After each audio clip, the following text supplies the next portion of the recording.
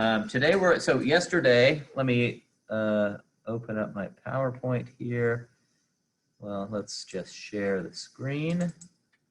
And let's see if I go here and move this down a little bit for me. And now go way down to where we were. Sorry, I didn't have this in the right place. So let's fast forward through what we talked about yesterday. And I guess we kind of ended with a lot of practice of this stuff, which is going between position, velocity, and acceleration graphs. As I indicated before, there's not that much practice, if any, in the homework with the graphical stuff, but we will hit it hard next week in lab on Tuesday. We're going to do a lab that's based on one-dimensional motion and associating these graphs with a motion of a physical marble that's rolling around, and also going from position, velocity, and acceleration to each other, both up and down. So today,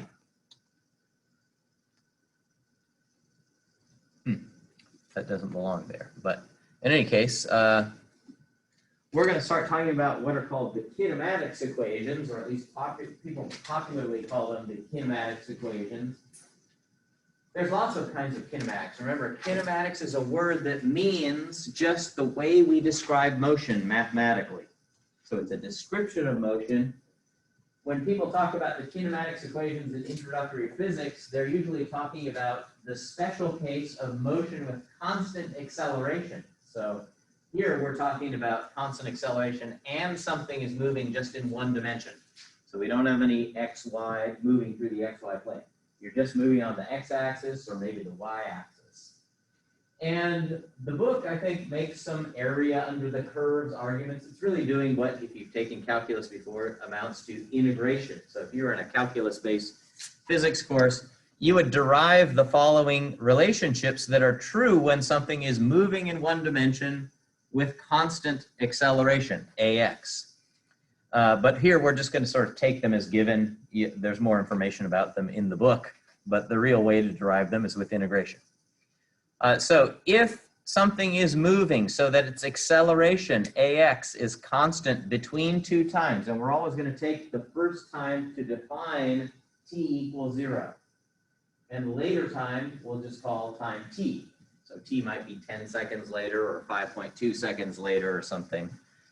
Then three relationships follow that tell us what the velocity of that object is at the later time, as long as it's moving with constant acceleration, the entire span between t equals 0 and the later time t. So this first one tells us what the velocity is at a later time t, as long as the acceleration is constant between. Okay, so it says Vx, some books write this as Vx final, but I've left the F off of it because Giancoli doesn't put an F on it, but some books do. So this is like the velocity at the final time is equal to the velocity at the initial time, or the velocity at t equals 0, or sometimes people just call it the initial velocity, plus the acceleration times the time that's elapsed since t equals 0. So that tells us if the acceleration is constant and I know what the velocity was at time t equals 0, I automatically can calculate what it is at another time as long as the acceleration was constant the whole way through. Okay? We're going to practice lots today with doing these. Different problems than were in the videos. The second equation, kinematics equation for constant acceleration, tells us, again, the assumption is that the ax is constant between t equals 0 and that later time t. It tells us what the position x is at the later time t. That's a more complicated equation. It's x equals x0, and that x0 is the initial position of the object. So maybe at time t equals 0, it wasn't at the origin. Maybe it was at x equals 5.2 meters. And it wasn't at rest. Maybe it was moving with an initial velocity of -3 meters per second, right? Moving in the negative x direction at 3 meters per second. And ax is just that acceleration, whatever it is that's constant all the way between t equals 0 and that later time t, and t is how long it was since t equals 0. Okay. The third one, there's really only two relationships that we can derive here, but there's a third one that we can get by substituting one of these equations into each other. Sometimes we don't want to know anything about t, and we're not given anything about t, so we can create an equation that doesn't involve time at all by taking equation 1, solving for t equals, that's not too bad, and then whatever t is equal to, we substitute that mess in for t down here in the second equation, and you've got to square everything out, you get a big mess, and you simplify it. And if you do that, you'll get a third equation. Since we've eliminated t there, this one doesn't involve time at all. And it tells me what the velocity, I mean, it tells you what the velocity squared is at the later time, but we can always take the square root to get at least plus or minus the answer. If you know the initial velocity, and here it doesn't depend on the time that that has elapsed, but rather how far you've gone since time t equals 0. In other words, what is the displacement? Sometimes you'll see I'll write this thing in parentheses here as delta x, and that means what your displacement is since time t equals 0. And again, we got to know the constant acceleration that's the same all the way through. Why we're interested in constant acceleration, it's not only just because it's simple, but also because we'll find out in chapter 4 that if all the forces are constant through the period of some motion, then the acceleration is going to be constant. So this is something that comes up quite a bit in practical applications, even though there are lots of cases where the force isn't the same. As something is falling towards the Earth, I know we haven't talked about forces, but you know, if it's falling from far away, the gravitational force is really small, and then it gets bigger and bigger as you get closer to Earth. So that would be a case where the force isn't constant, and we wouldn't expect these equations to apply because the acceleration therefore wouldn't be constant. We'll talk about that a lot in chapter 4. For now, this is just all you need to know is that if someone tells you the acceleration is constant. Okay, what are these telling me about what in that period when the acceleration is constant for that period of time? Well, this is sort of a trivial statement, but if ax is constant, that tells me that ax is a constant function of time. That means if I graphed ax as a function of time for the period of time for which it's constant, we would see a flat line, right? Not necessarily at 0, it could be flat at some non-zero, positive, or negative value. Okay, so ax is a flat curve. This relationship, equation 1, is telling me that as a function of time, the velocity is linear. Okay? Now, I phrased it as if it's only allowing us to calculate the velocity at one later final time, but if the acceleration is constant over a whole period, I could take my final time to be any time during that period, and this relationship 1 would tell me what the velocity of the object is at any time t during the period when the acceleration is constant. So this is telling me as a function of t, it's a linear function. This is like, you know, in high school, we talk about y equals mx plus b. X is usually what you plot on the horizontal axis and y on the vertical axis. So this is like our y, and our t is like x here. Oops. This is like our x. So this is like y equals mx plus b. It's telling us it's a straight line, not necessarily flat, unless m is 0. And finally, it's telling us that similarly, x is a quadratic function of time. It's like ax squared plus bx plus c. That's the equation for a parabola if you plotted it against x. Here we're plotting x vertically and t horizontally. So it's going to be a quadratic function of t. Only the names are changed, but it's like what you know. So just as some examples to illustrate that you saw in the video, we'll get to some different calculational examples very shortly. Here is a graph of a quadratic position as a function of time. If it truly is exactly a parabola, it kind of looks like it here, but if it really is a piece of a parabola, we can conclude that that's constant acceleration motion, and also using our skills for going from x to vx to ax, we can see that it kind of makes sense, right? In terms of what we were talking about yesterday in class. The slope here in this one starts out at 0, slope of the tangent line is 0, then it gets a little bit positive, more positive, more positive. That means the height down here starts at 0, becomes positive, more positive, more positive. And the slope of the tangent line here is constant and positive. That means the height down here is constant and positive as a function of time. So it matches up with what we were talking about before. We were drawing very arbitrary graphs yesterday in class. This is just specializing to a case where the position as a function of time is a parabola. And that represents constant acceleration motion. What we were doing yesterday was mostly not constant acceleration. Here's another example. This is a different parabola. It doesn't have to open upwards, could open downwards like this. You can check the relationship between the position, the velocity, and the acceleration using our slope of the tangent line stuff that we were talking about yesterday. One kind of confusing case is that, well, the acceleration, this really is a quadratic function, equation 2, but it's that quadratic function turns into a linear function if ax is 0. And certainly ax being 0 is one particular example of constant acceleration. It's not the most interesting one. But if ax is 0, this third term over here goes away, and we get a linear function of time for x. So here's an example of that. X is a linear function of time. That means the acceleration is constant at 0, and then that means the velocity is constant and the acceleration is 0. So those are just examples of what those graphs look like. So you can think of this as, in one sense, telling me at a later time, I can immediately calculate what the velocity is at a later time if I know what it was at the initial time. But it also tells me all the way through what it is for a function of time for any time, as long as it's a time within the period that the acceleration is constant. Okay, this was an example I'm not going to go through now because we've got other examples that I want to work through, but one that I did in the video. And one of the things that I emphasize that you need to pay attention to are those 3 items up at the top. When we're trying to translate a problem and be able to use these kinematics equations, the kinematics equations use things like x and vx, and I need to know what those mean. In order to know what those mean, I've got to know exactly where the x-axis is. That means which way plus x is pointing and also where the origin is. Otherwise, I don't know what the initial x is. If I say the initial x is 5, but I don't know where the origin is, that doesn't mean anything. So always decide which way am I going to decide to orient the plus x direction and where am I going to put my origin.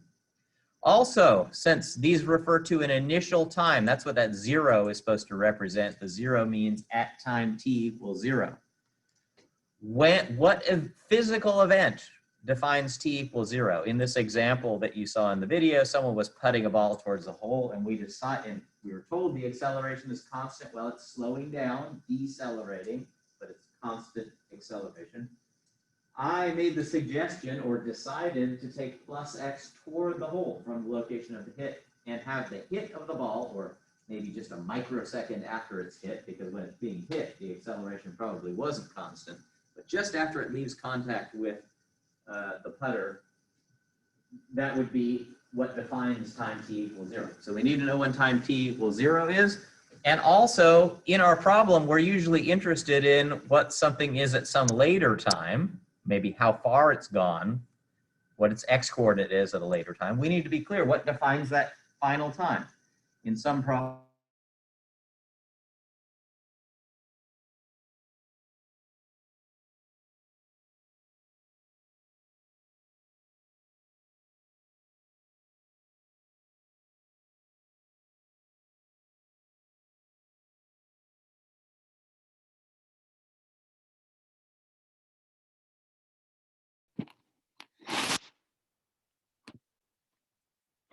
I think his power went out, maybe.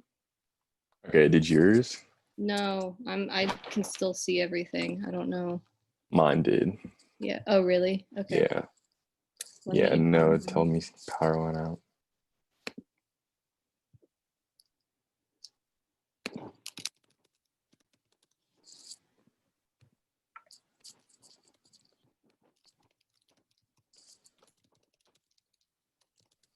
I told Noah to tell me when it's back up. I'll be right back though.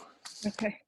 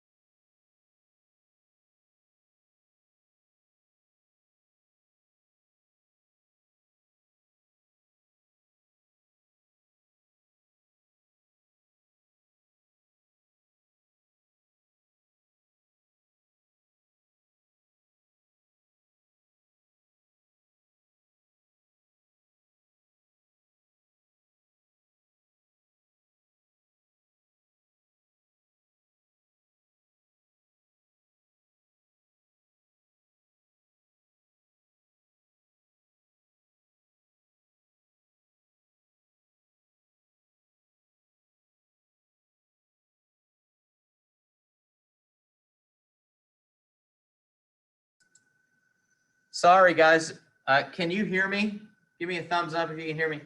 We had a power outage here. I don't know if you guys had the same thing where you are, but the power went out in the building. So I had to reboot everything. I'm sorry about that, but I've just been passing out some worksheets and trying not to go forward with this until we got it back up. But it looks like everything's working now.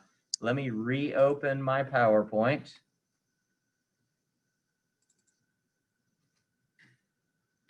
And we're going to work on some of these problems. What I handed out were the set of problems that were attached to the email I sent this morning. Here we are. And so the last thing I was going to say before we lost each other, and let me just share my screen now and go into slideshow mode for this. Slideshow, slide. Was that in this particular problem that you saw in the videos, there was this golfer putting a ball. It seems reasonable to take t=0 to be the point at which the ball is hit. And the final time to be the, we're going to imagine the hole isn't there and the ball just keeps rolling with constant acceleration, decelerating the whole time until it stops. That stopping point that it would get to if it never hit the hole, we're going to call that the final time when it comes to rest. And we're told that it has constant acceleration all the way between there. And then the only decision to make is looking at my kinematics equations, where do I want to start? And what you should use to guide yourself is to choose an equation that involves both things that you know and things that you want to know. That variable's got to be in there. And in this particular problem, I'm not going to go through this golfing problem. We don't know the amount of time that elapses in between the hit and when the ball would stop rolling if the hole weren't there. And we don't want to know that time. So I'm going to try to choose the third equation here, this one, because it seems like I could avoid using t because I don't know anything about it. And I don't want to know anything about it. Okay. The other important thing is that I've chosen plus x in the direction the ball is rolling. It's decelerating, and that means its x acceleration is going to be negative. If its x acceleration were positive, it would be speeding up along the plus x direction. Okay, so you got to get those things. It takes some practice to do all this. Okay, so rather than going through that, what I would like to do is start on this worksheet, and some of the folks in the class have already started on it, but we've got a car traveling on a long straight road. It's traveling at 20 meters per second, but it suddenly applies the brakes and causes it to slow to rest with a constant acceleration over a period of 11 seconds. The questions are, what's the magnitude of the car's acceleration? How far does the car travel during this deceleration? So just because this is our first problem we've done together, what's a reasonable choice for the plus x-axis direction here? Well, there's no right or left in this because I haven't drawn a picture, right? The car might be traveling this way or that way, so I don't really know what that means. And in fact, if a car is going this way, I could see it going to the left, or I might come over here and see it going to the right. So there's no fundamentally left or right until you have a picture, and then you can say right on the diagram, but we don't have one here. The two choices are the direction the car is traveling when it's slowing down, or opposite the direction it's traveling. To me, it seems like, why not go with the direction the car is traveling? Now, that's going to make the acceleration x acceleration negative. One of them is going to be negative, but in this case, it really doesn't matter. I'm also going to decide where x = 0 is, or at least that's a good thing to keep in mind. I may have to decide that. Perhaps, let's just say it's at x = 0 by definition when it suddenly hits the brakes. At that moment, we'll say, hey, it just happened to be passing by the origin right there, going from the negative to the positive values on the x-axis. Also seems to make sense. T = 0, the initial time, we're going to say just after it hits the brakes. And the final time is going to be when it just comes to rest. Okay? There's not too many choices in this problem. Sometimes it's a little bit more confusing. Okay? And we would like to know the magnitudes of the car's acceleration. So let's just do this first part together. I'll leave you for B, but how can we do that? Looking at those kinematics equations that I have down there in the corner, how might we, which one could we go with to try to figure out what the acceleration is? In the example that we were just looking at, the acceleration was actually given. Here we don't know the acceleration, so the AX, at least at first, in part A, is my unknown. And I'm hoping to see an equation where everything else is known relative to initial and final. If we call these 1, 2, and 3, anybody have an opinion about which one might get us there right away? Carson? 2 would get us there right away. So let me switch to, well, why don't I leave you with that? Try going with 2, see if you can figure out the acceleration, and then work on figuring out how far the car travels during that time period of the deceleration. And so think about yourselves for a second, try to write out the solution, and I'm going to go through it together on the board, but I'll leave the screen share up until we do the solution, and then I'll display the board as we're working it together. So on like tests and stuff, will we have to memorize those 3, or are you going to give us those 3 equations? You know, in later exams, not the first exam, there will be a lot more equations that you're responsible for knowing and knowing how to use. And so I will give you an equation sheet. On the first exam, these 3 equations, there might be 2 or 3 more. There's so few on the first exam and we're going to use these so much that I'm going to expect you to remember them for all of the exams. Now, that's not going to be true for everything as we go on. Once we start accumulating a lot more equations, you're going to have an equation sheet, and I will tell you ahead of time which equations are going to be on it, and you should know or ask which ones are important but are not on it. Yeah. You know, when we get to Newton's laws, F equals ma, that's probably not going to appear on your equation sheet because it's something you should just know. But And then for A, I just knew that acceleration was change of velocity over change of time, which is pretty much that equation. that is what average acceleration is. That was our delta Vx over delta t. That was our definition of average acceleration. And that's, in this case, you could say, well, look, the acceleration is constant, so shouldn't the average acceleration be equal to the instantaneous acceleration? And it is. Just to practice using the kinematics equations, that is equivalent to it in this case of constant acceleration. Practice using those kinematics equations. It comes right out of equation 2.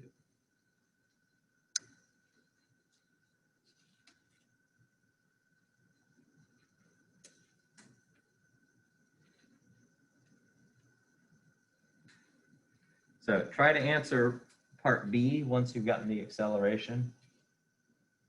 And by the way, when I calculated it, I got the magnitude of the acceleration is 1.818 meters per second squared. Your AX might be plus or minus depending on which way you chose the plus X axis, but the magnitude of the acceleration just means the absolute value of it in one dimension is 1.818 in SI units. And in B, I got 110 meters. So if you're not getting one of those, you might want to try debugging. Sorry, would you say you got 110 meters?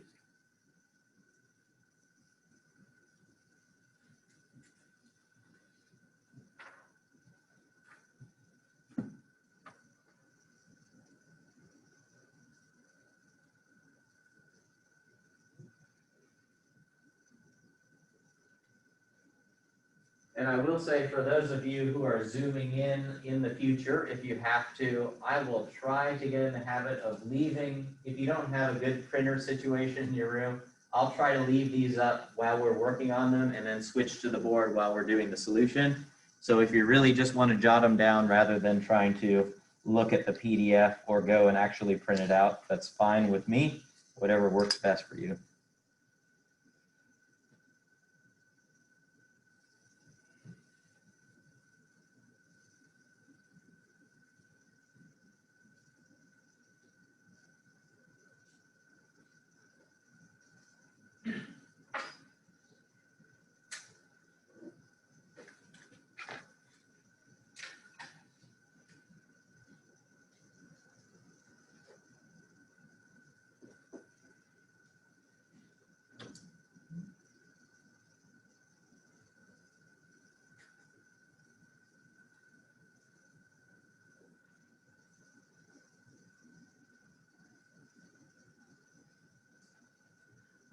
Can you repeat what you got for B?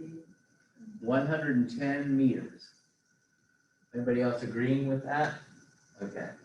And as always, I make calculation errors in my calculator just like everybody else. So, you know, I'm making up a lot of new problems this semester so that we can do a lot more practicing in class. And so I very quickly write out the solutions to these. And it's always possible that I make a calculational error. So let me know if you disagree. It's always possible I just flubbed something in the middle of that.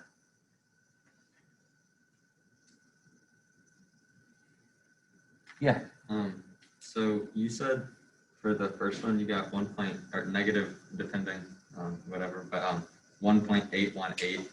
In my calculator is 818181. So I did the Yes, I mean multiplication. I rounded after that last 8. The next digit was a 1, so I just So you just stopped at 4. And you- yeah. I stopped at 4. I was going to stop at 3, and then I thought, well, that might make someone nervous and say, well, I got a 1 there and not a 2 or something, you know.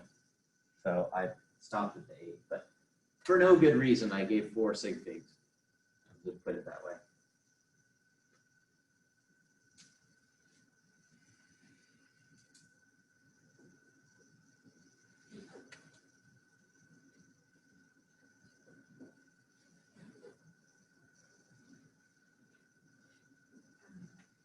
Okay, how many are done with problem 1 in the room here? Okay, it's probably about 2/3 or more of you, so let's do it together. Maybe some of you are stuck. I'm gonna unshare the screen and hopefully you're seeing the board now. And I've drawn a little cartoon up here. Sorry about my bad sketches. Here is the car. It's zooming along in this direction to the right in my diagram. And it hits the brakes right here. I'm going to make that define when t equals 0 is. And I'm going to make it traveling along the plus x direction. And I'm going to have that point where it hits the brakes define x equals 0. So I'm very clear about all the initial coordinates. And finally, when it finally slows to a rest, at that instant, I'm going to say the car is at position x. Maybe we're measuring where the middle of the car is. And we're going to have that define that later time t, our final time. And I've got to look at those 3 kinematics equations and decide how I'm going to get the acceleration. And we kind of already discussed this, but the second equation, which says Vx final is equal to Vx initial plus Ax times t. And we're told, I guess the other thing I didn't write on here is that there's an 11-second time interval between these 2 events. That's not a distance, but an amount of time between the 2 events that are pictured. So I'm going to take those definitions. My Vx final is what? It's 0, because at that time, by definition, it just came to rest. The initial x velocity, I've forgotten what it was. 20. Ax is what I want to know, and the process took 11 seconds. Now notice, I'm being very lazy here. I'm not putting in the units. You'll never see Giancarlo do this because he wants to make sure that no one can criticize him. But we're using the fact that this is a dimensionally balanced equation. I know if everything is in SI units here, this will have SI units. It's a velocity, so the SI units are going to be meters per second. So I can just sort of throw in SI units. The same thing's true if I solve for AX. I know the SI units for AX are meters per second squared. So if I solve for AX, throw all SI stuff into the other side, I can just slap a meters per second squared on the end, as long as we're using all SI. If not, you've got to be careful to change things to SI or be a lot more careful. So here I get AX is, I put this over here as a minus 20 and divide by 11. Minus 20 over 11 is about minus 1.818. So AX is minus 1.818. We put all SI units in, so that unit for acceleration, I don't know that I emphasized that in my discussion yesterday, but the SI unit is meters per second squared, right? Because you would get a delta Vx over delta t, meters per second, divided by second, that puts another second factor in the denominator. Okay? And again, somebody asked what's the magnitude of the acceleration, I would just throw away the minus sign and say the magnitude is 1.818. Yeah.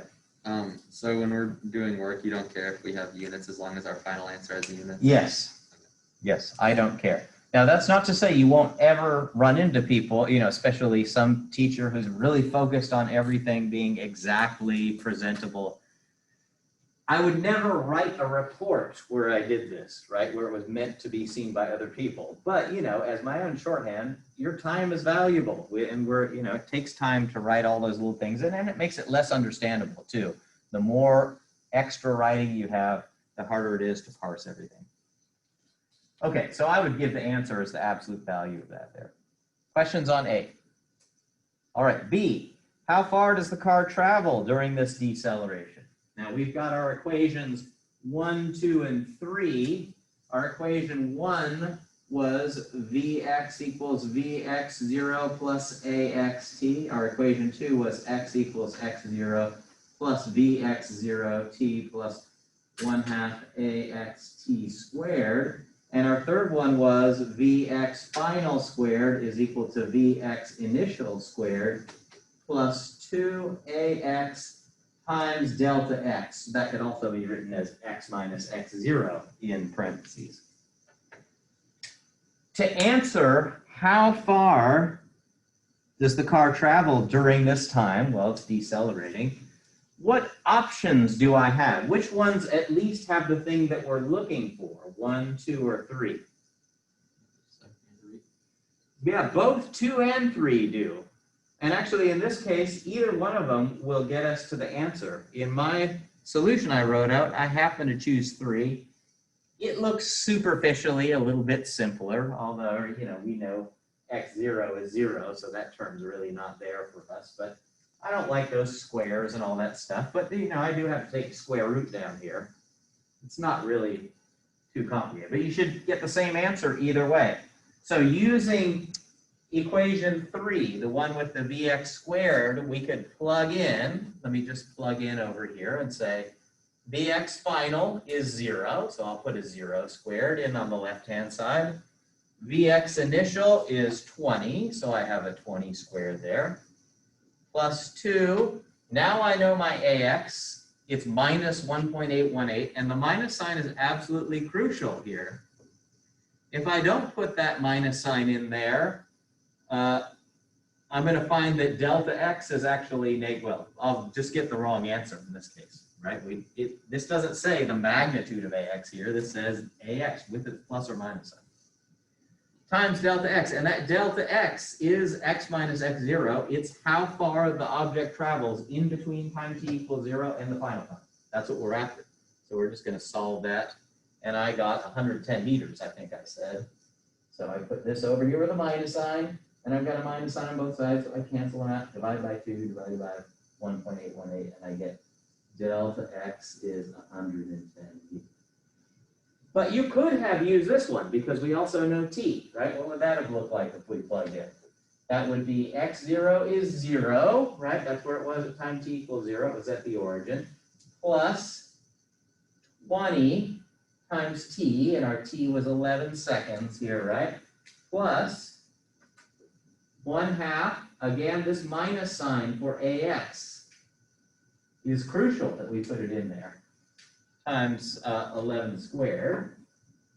Now I've forgotten the left-hand side in here. This is x final. And if x initial is 0, then x final represents how far it went. Again, you know, if you had chosen your x-axis the other direction, x final would be negative, but then we would take the absolute value of it to answer the question, how far did it go in a sensible way? All right, any more questions about that? Other methods or places where things went wrong? I used the second one and got 110.5. It could be a rounding issue. I kept, if I remember correctly, I kept the exact value for that acceleration in there. I tried to keep everything in my calculator. But you know, the fault may be on my side. But if you're close like that, that's indicating you're doing it right. I'm looking for us doing the right process. sometimes the numbers differ a little bit, and it could be that I inadvertently rounded somewhere in here, and I think Yours I is might closer. have used negative 1.81 instead of 818. that could do it. Other questions? Okay, let's go on to the second question, and I'm just going to leave you to do it yourselves. I'll bring it up here for those of you who are Zooming. Problem 2 also has 2 parts to it.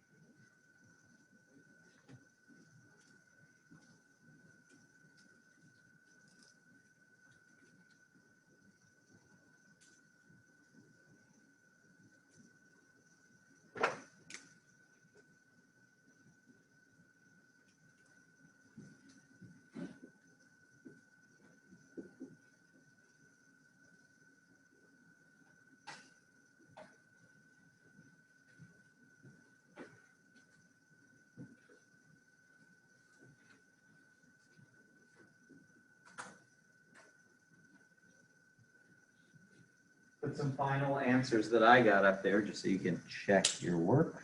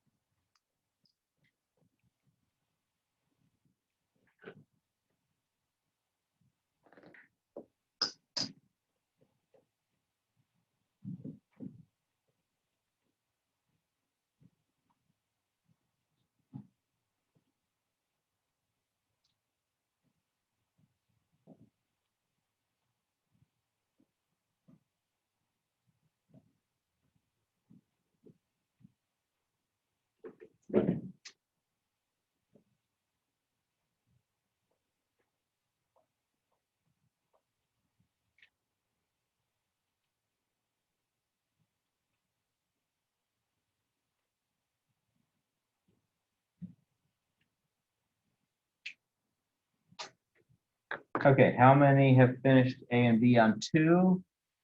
Okay, again, more than 2/3 of you, so let's go ahead and discuss the solutions.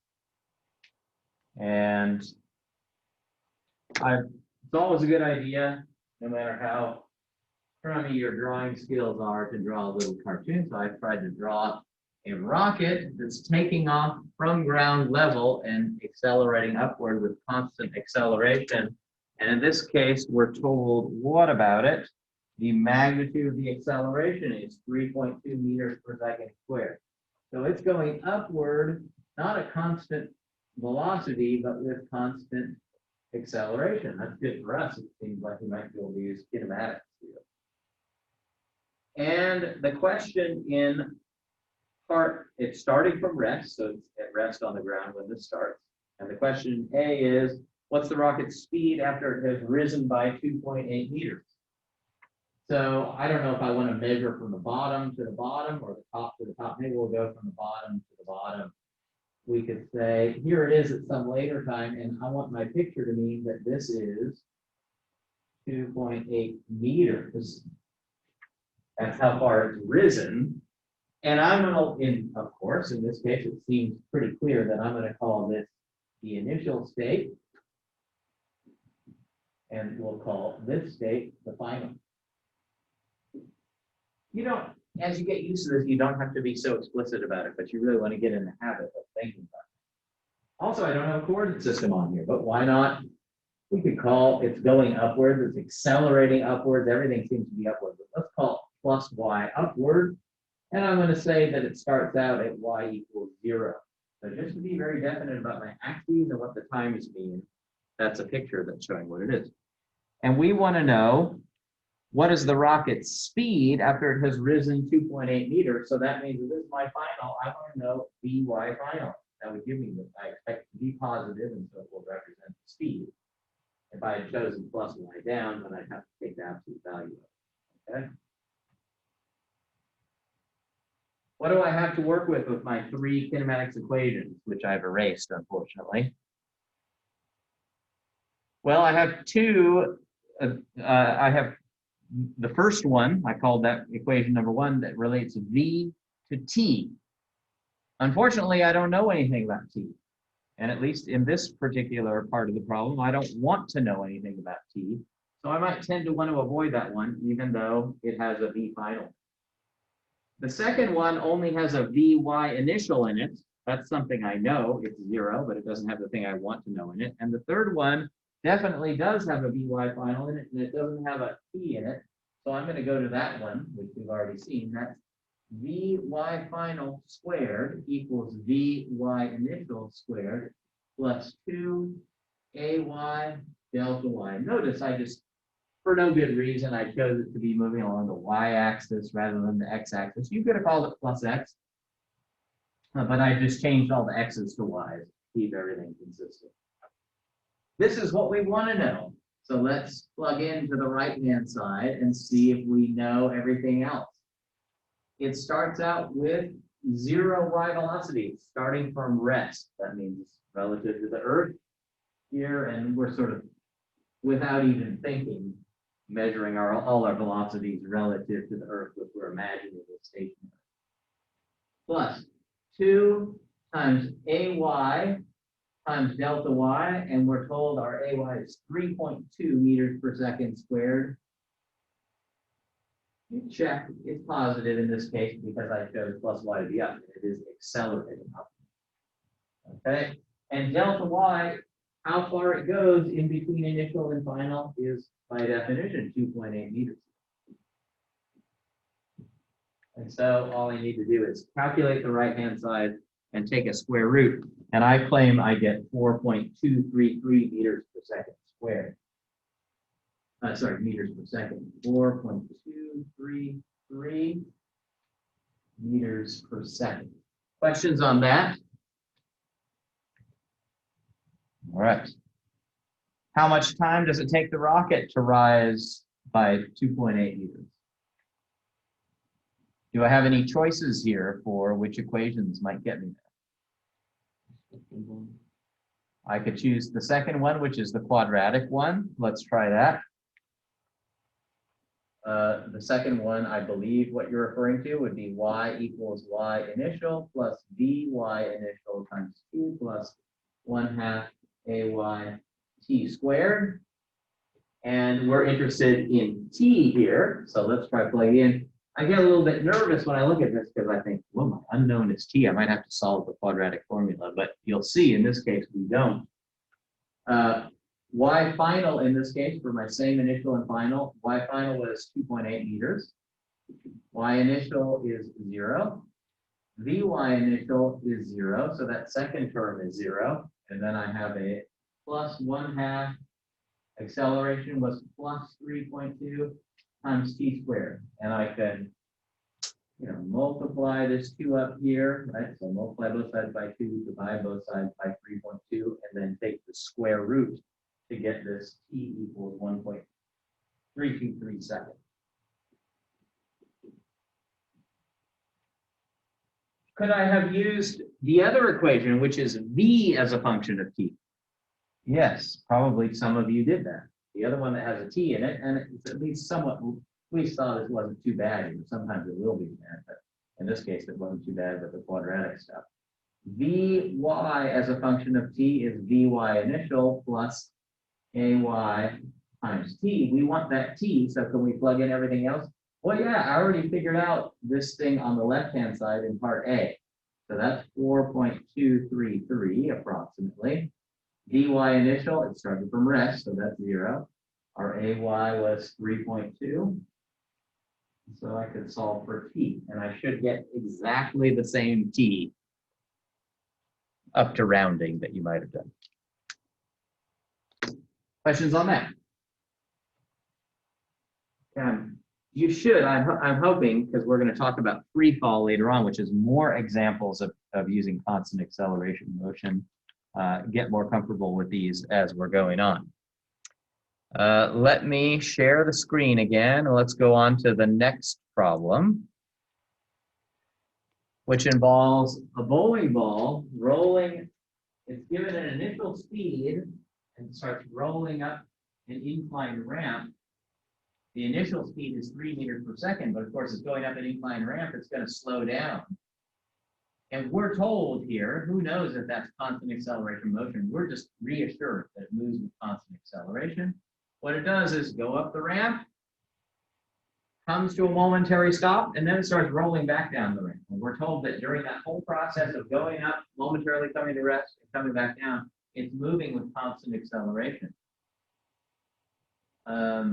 It takes 9 seconds for it, from the point it's released at 3 meters per second, to go up, come to rest, and come back down and pass that release point again. That whole process takes 9 seconds, which is something we're given here. And we're asked a whole bunch of stuff about this. So see if you can disentangle that now that we've done a couple of somewhat easier ones.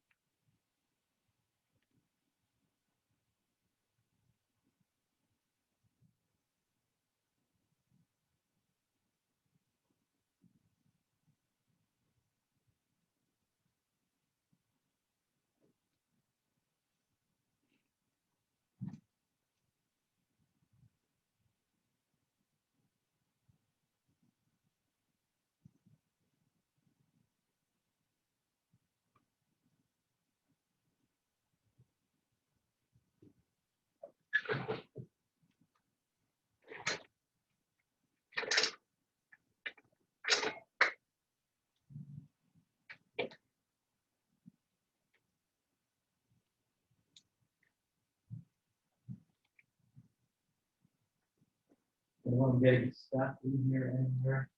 Try to look from afar at your work, having trouble getting started on any part.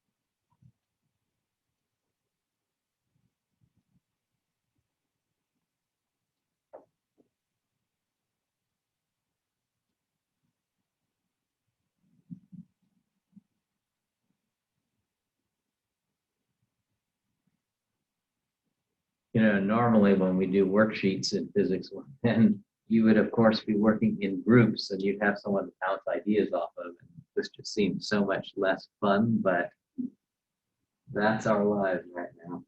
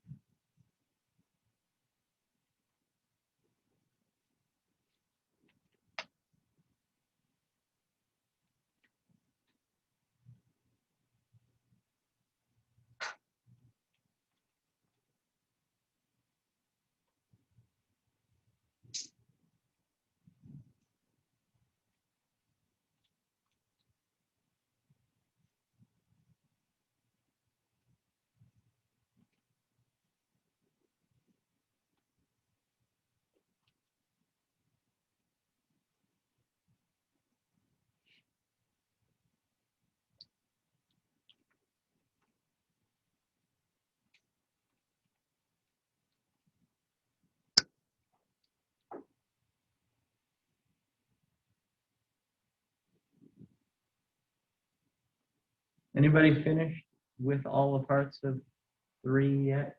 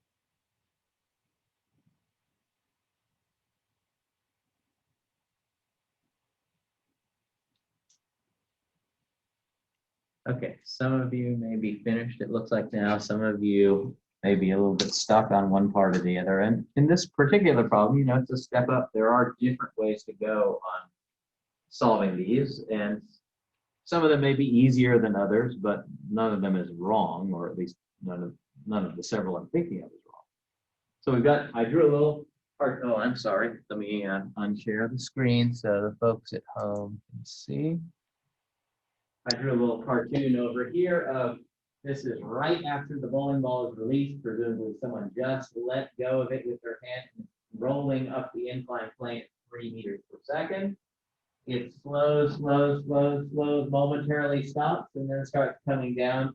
And we're told that the amount of time for the whole going up, coming to rest, and then coming back down process, at which point it zooms past its original position where it was released, that whole amount of time to pass by that original release position is 9 seconds.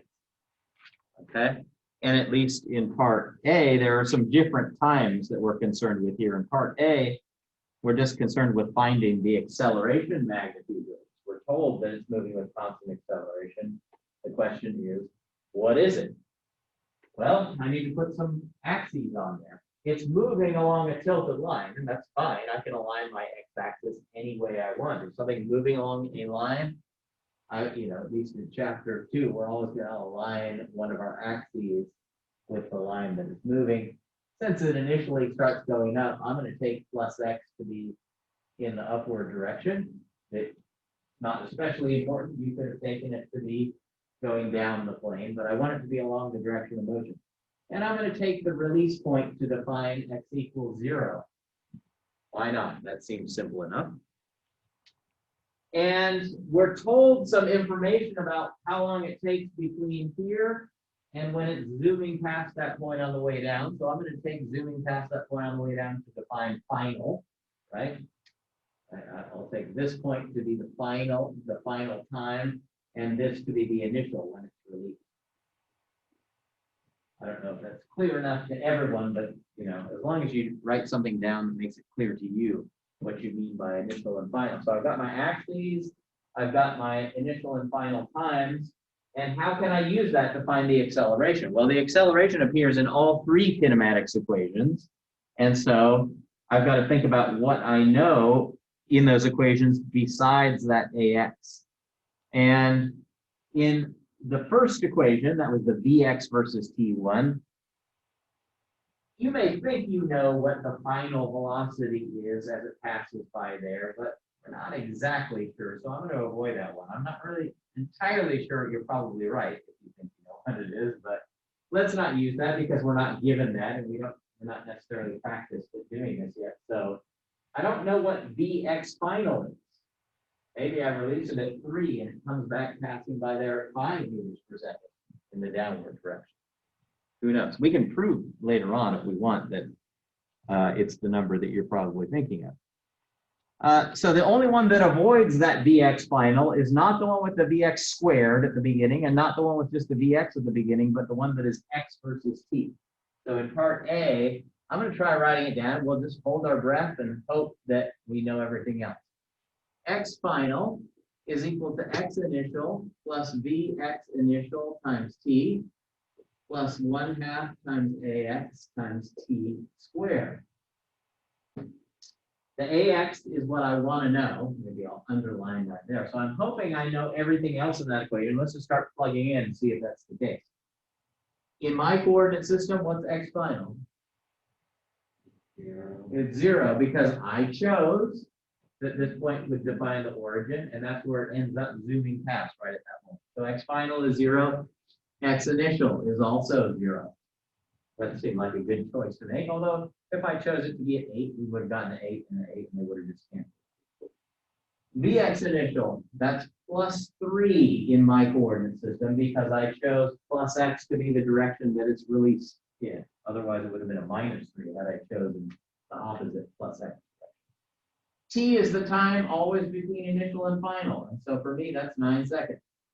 I'm being lazy and not putting in the units because I know it's an SI unit. So when I solve for that AX, it will have the appropriate SI units of meters per second squared. Plus 1/2. My unknown is AX, and T again is the time between initial and final. So I've just got to do a little bit of algebra or arithmetic, more like, to solve for AX. And I get, in this case, AX is negative. We're asked for the magnitude of the acceleration. But when you solve, you get, in my coordinate system, AX is minus 0.667 meters per second squared. So if you were answering, it was asked for the acceleration magnitude, I would just throw out the minus sign if I really wanted to answer it the way it was asked. Questions on A? Anybody do it a different way? Yes. I put it into 2 parts. So I put the Vx at the rest at the top of the Okay, yes. And so there you had Vx final, or just Vx is 0 in that case. And then you could, well, we don't know how far it goes up there. Did you assume that the time that elapsed was half of the 9 seconds? yes to the acceleration. Yes. We could prove that, and that is true. It's not something that we've necessarily proved. It seems reasonable, and it is in fact true that it takes the same amount of time to come up and come to rest as it does to go back down. It's sort of like you're playing the movie in reverse as it goes back down. So that's one way to do it. It is making that slight assumption, but that's one way to go. All right, B asks, after being released, how far does the ball travel up the plane before it has slowed to a speed of 1 meter per second? So it's at 3, it's slowing down, 2.5, 2. At some point before it gets to here, it's at 1 meter per second. Okay, so maybe I should add to my diagram. Here is the position where it's at 1 meter per second. And was it how much time elapses? No, how far does it travel? So I'm going to choose, and you're welcome to do this in different parts of the problem. I'm going to choose a different final in this case. Initial is still going to be when it's released because I know a lot about what was happening there. But I'm going to say for part B, forget about this. I'm going to take this to define the final time, when its speed has slowed to 1 meter per second on the way to first coming to rest. How far has it traveled? And I'm going to say whatever x it's at, that's going to be my x final. That's the unknown I want to know here. Okay? Who has an opinion about which of the 3 kinematics equations might bear fruit for us? Now that we know the acceleration is constant all the way through this motion. We were told that. And so we now know AX. Anybody have an opinion about whether it's the Vx versus t equation, the x versus t equation, or the one that doesn't have the t in it? The last one you said. The last one, that's right. I don't know anything about how much time it takes to get up there. And I don't want to know anything about how much time it takes to get up there, so I might hope to use the one that doesn't involve time. That's not to say you couldn't solve for t and then plug it into something, but you would be turning a one-step problem into a two-step problem. So in this case, by the third one, we mean the one with the v squared. Vx squared, Vx final squared is equal to Vx initial squared plus 2ax times delta x. Delta x is the displacement in between initial and final. Or you could write it as x minus x0. And in this case, we're trying to solve for delta x, right? That is, that would be x minus 0 because the initial x is 0. So that's my unknown here. Let's try to plug in. Vx final, we're said by definition, is 1 meter per second. So that's a 1 squared in SI units. Vx initial was 3 in SI units. Ax we just found to be minus 0.667. I think I rounded it. It was 0.666666 repeating. And then delta x. And solve for delta x. And I get 6 meters exactly when you put in the numbers. You keep everything exact. Delta x is 6 meters. If you kept this rounded number in there, probably it would be a little bit different than 6, but very close. Another way you could have approached this problem was to say, oh, well, I know a final velocity here, and I know the initial velocity, so I could have used Vx equals Vx initial plus Ax times t. I now know my Ax. I could solve for t, and then plug it into the x versus t1 for using that t to solve for what x final is. But that makes it into kind of a two-step problem, so I think this makes it easier. Questions on that? Unfortunately, there's always a lot of different ways to get to the correct answer, and students don't always like options. It's somewhat easier if you don't have to think too much, but in this case, there are lots of different roads that lead to the correct answer, and there are lots of roads that don't lead there if you're doing something incorrectly. C, how much time elapses between the first time it has between release and the first time it has a speed of 1 meter per second? Well, it looks like my same final state is good there. I would call that the first time it's passing by that location and it has 1 meter per second speed. How much time elapses? It seems like I know Vx final and I want to know t, so let's use the Vx versus t equation. Over here. C, Vx final is equal to Vx initial plus Ax times t. This is my initial again, and this is my final when it's passing it on the way up. Okay. And so Vx initial is 3, Vx final is plus 1, right? Because it's rolling upward in the plus x direction at that reduced speed. My Ax is minus 0.666666, and t is the unknown. So we can solve for t. I get 3 seconds exactly if you keep everything exact.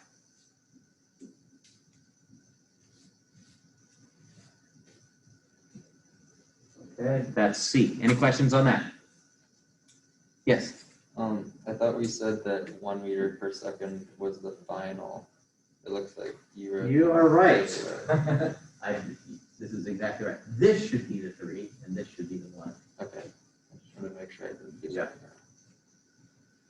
I have the problem a lot of people do when I'm talking. It's hard to sort of think dynamically and write at the same time. So sometimes I think this is the correct answer, but I just flipped them. And then D asks, there's a second time when it has that speed, right? It rolls up past there, and then there's some point on the way down, when it's starting to speed up, it has another speed of 1 meter per second, but on the way down. That's the second time it has a speed of 1 meter per second. It's going to take a longer time than 3 seconds to go up and come to rest and then reach 1 meter per second on the way down. How much time elapses there? Well, fortunately, it's still all constant acceleration during that time. We are reassured of that in the problem statement. And we know what that acceleration is. So how might I approach part D to find that time it takes to get to that second time when it has that speed? You change your velocities. And by change them to what? I said the initial was 0 because it's at the rest, and then the ending velocity is 1. Okay, so you could do that. You could say, let's take initial to be rest. Is that what you're thinking? And your final to be when it's going at 1 down there. Solve for the amount of time that that takes. Now, I've still got to add that to the amount of time it took to reach to get up to rest. I think that's how the problem is. Oh, okay. That's what I meant to say in the problem. How much time elapses between release and the second time it has 1 meter per second? So we'd have to do 2 separate problems and add them together. Nothing wrong with that here, but since the acceleration is constant, I kind of suspect that I might be able to do it just in one step rather than dividing it up into 2 time increments and adding those results together. Well, I would just like to do it the same way. I'm still going to take this to be my initial. That's relevant for us here. My final is going to be wherever it is where it's moving with 1 meter per second, but it's when it's going down in that direction. Okay? So I'm going to try using the same equation here. Vx final is equal to Vx initial plus Ax times t. What changes in that equation? I want the t.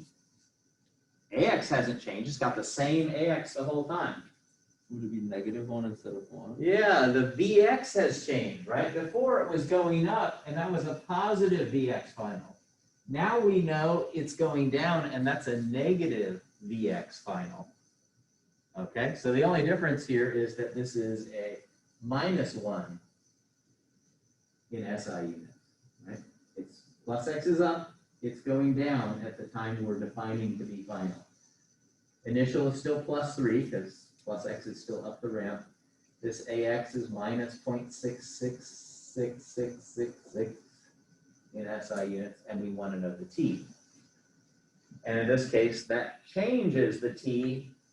You can see it's actually going to make it bigger because before, what did we have? We got a 1 minus 3, which is a -2. The minus sign canceled out, and we divided by 0.667. Now, in this case, I get a -1 minus 3, that gives a -4 over there, a bigger number, and then the minus sign cancels out when we do the same thing. So we'll get a bigger T. I have 6 seconds. It might not have been double in this case, but I think I just chose a number that happened to make it that way. T is equal to 6 seconds. In any case, it's bigger, and I know it should be bigger than the previous time that we calculated. All right, I'm trying to sort of pull us through all of the different ways these can sort of work out. The only thing we haven't done here, and we'll do it in the next collection of problems, is something that involves the quadratic formula. And there are always ways to avoid the quadratic formula, but it's worth reminding ourselves how to use the quadratic formula, what that formula is. There are even ways to use your calculator, which you're allowed to do on exams, that will solve a quadratic equation without going through the quadratic formula. But let's go back to any more questions on that before I switch back and talk about free fall. That was the other kind of thing at the end of this stuff. So let's share the screen again and talk about free fall near Earth's surface. So an object in free fall, I meant to bring some different balls with different masses and stuff, but I forgot to put them in my backpack. An object is in free fall means that, you know, for example, if I drop this clip, it's in free fall towards the Earth, but it is falling there. Strangely enough, even if I throw this object up, in the period of time when it's going up, we call it in free fall, okay?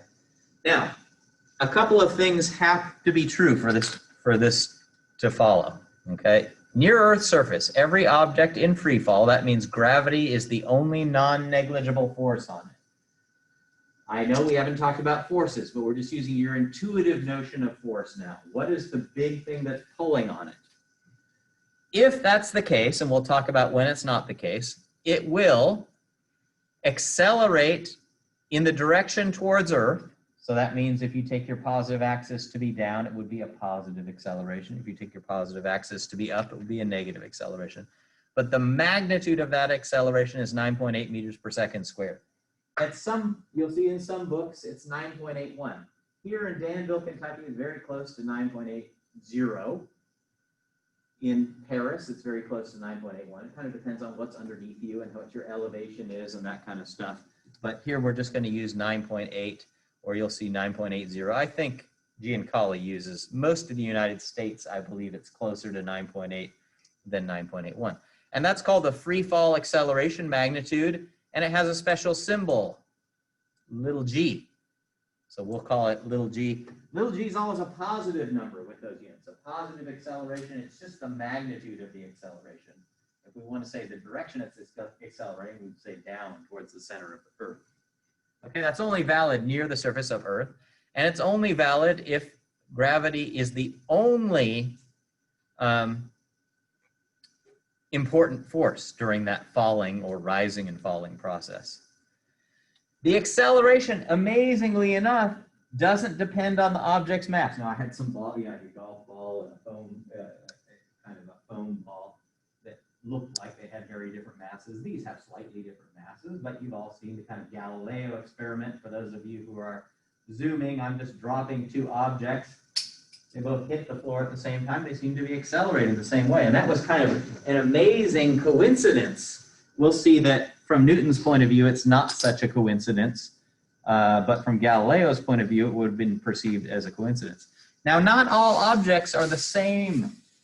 Here now, for those of you zooming in, I'm holding up a paper, some sort of pretty massive clip and a Kroger bag, and I'm dropping them, and you can imagine that they're not going to accelerate at the same rate. Right? They don't hit the floor at the same rate.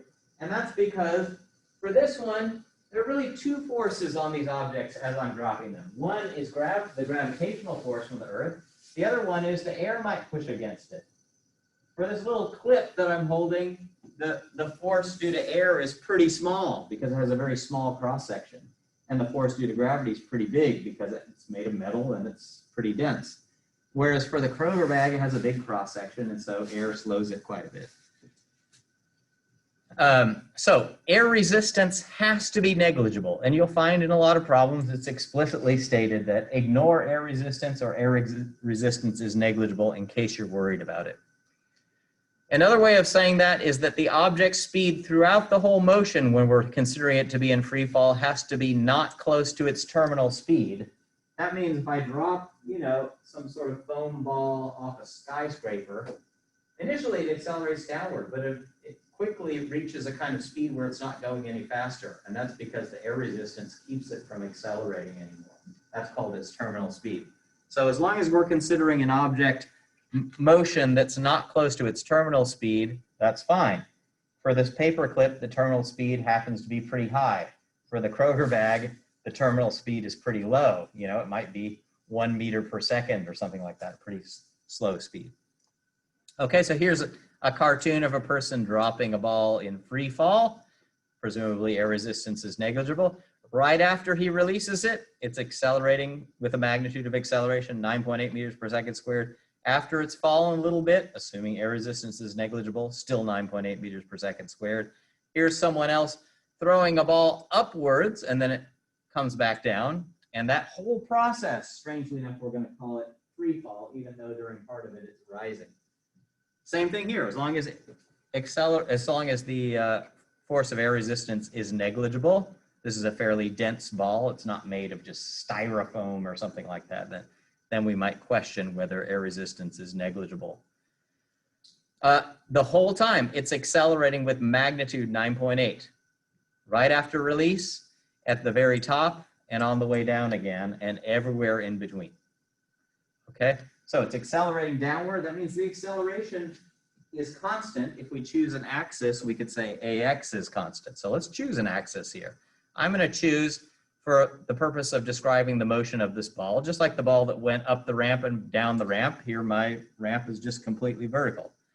If I choose plus X to be up, the acceleration is in the direction downward. In other words, the ball, after it's at rest, is starting to speed up in the downward direction. And so this is one of those cases that we would say AX is negative. So in this case, the magnitude of the acceleration is the same, but in terms of the X acceleration, we need a minus sign in front of there because it's accelerating in the direction downward toward Earth. In other cases, I'll find, and when I use that in the kinematics equations over here and plug in for the AX, I need to put in that minus sign. It's absolutely crucial that you put in that minus sign or it's going to mess everything up and you'll get a number that is incorrect. So I put in red there. Maybe they're a little bit hard to see, but those are minus signs I put in for AX. I might, and there's nothing wrong with it. You know, if someone's dropping a ball from a cliff and all the motion is downward and you know it's accelerating downward, hey, why not take plus X to be downward or plus Y to be downward? And so you might choose this convention. In that case, it's accelerating in the downward direction, or its velocity is trending downward, so AX is positive. I've noticed I've put plus signs on all of these. And when you substitute it into the kinematics equations, AX better have a plus sign in front of it. So it crucially depends on your chosen axis. It doesn't matter which axis you choose. Choose whatever you think is going to make your life simplest. If something's dropping off a cliff, it's often simplest to choose plus to be down, just because you have less minus signs floating around.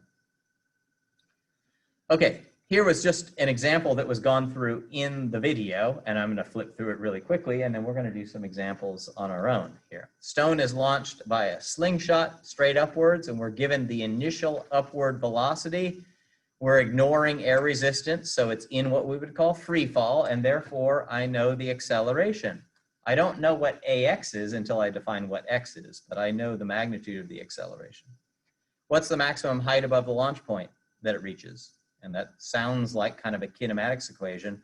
I just need to be very definite about what I'm choosing. And in this particular example, I'm going to decide to choose, it's my choice, I'm going to choose plus Y to be upward. We could have chosen the opposite. I'm going to choose Y equals 0 to be the launch point, but it's important to be definite about these things. The launch time is what I'm going to call initial, or T equals 0, and the highest point is going to define the final time, and that's because I'm interested in that maximum height. That motivates me to call that the final time. I know the initial Y velocity, it's positive. The number was given, and it's positive in my coordinate system. In my coordinate system, because plus Y is up, AY is negative. And the final Y velocity is 0, because by definition, when it momentarily comes to rest, that defined what I decided to call final. And since we're told air resistance is negligible, the acceleration is constant. So I can use the kinematics equations again. What are the things we want? Well, we want to know, oh, this is a typo in here. This shouldn't be a VY. We want to know Y or delta Y, right? How high it goes. If it's at Y equals 0 to begin with and plus Y is up, I want to know Y final or delta Y, which is how far it is between the initial Y and the final Y. Either one of those will work. And so choosing a kinematics equation, I don't really know anything about the time it takes to get up there. I don't want to know anything about the time. So this is my go-to equation that doesn't involve the time. You can do a little bit of algebra, check that when you substitute things in, the only unknown is delta Y. And I use that there. But notice I have to be careful. Don't always just say AY is minus 9.8, just because the book maybe always chooses it. You might sometimes want to choose plus Y to be down, or X, and then the acceleration would have a plus sign in front of it if you're choosing your positive axis to be down. Okay, I think I wanted to go on to this next problem, which is on the second page if you're here in class. Problem 4. Here, a rock is shot upward by a slingshot. Sounds like the previous one, but there's a lot more to be found out here. With an initial speed of 18 meters per second. Ignore air resistance. Here, we're not interested in the highest point it gets to, but rather on the way up, it passes a point that's 5 meters higher than its release point. It's still going higher past there. That's not the highest point.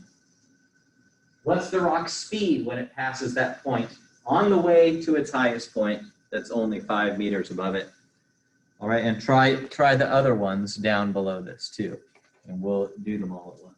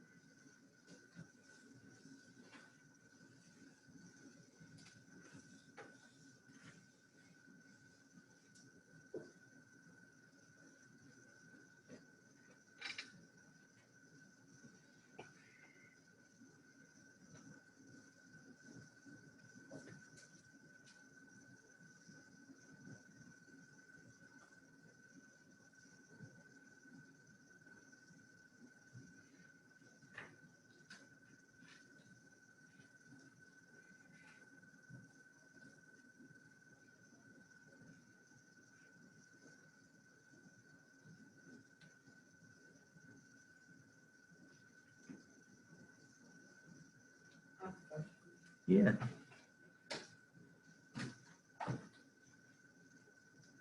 So when do you need the gravity acceleration?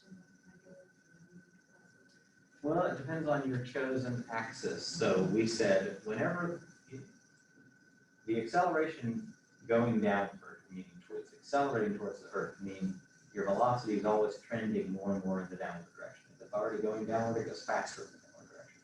If it's going upward, it slows down because that's the way you start trending to the downward direction. As we talked about yesterday in class. So if I choose plus x or plus y to be up, then ax or ay is going to be negative, because if it were accelerating and speeding up in the upward direction, that's what we call positive ax or ay, if plus y is up.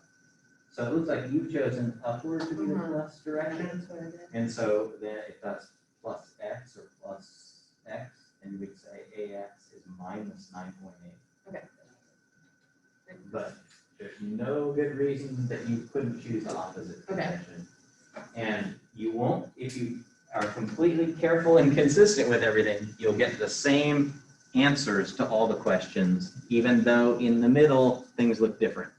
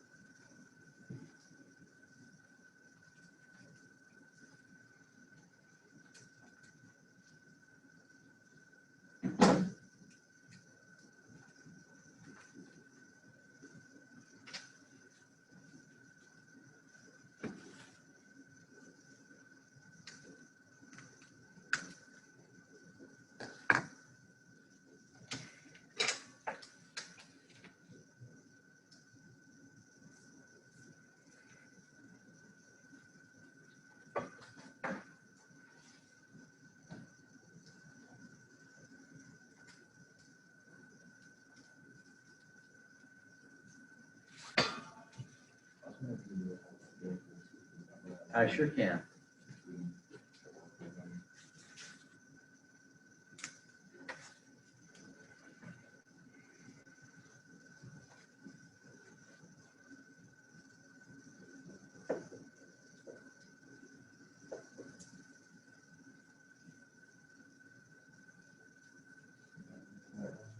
Yes.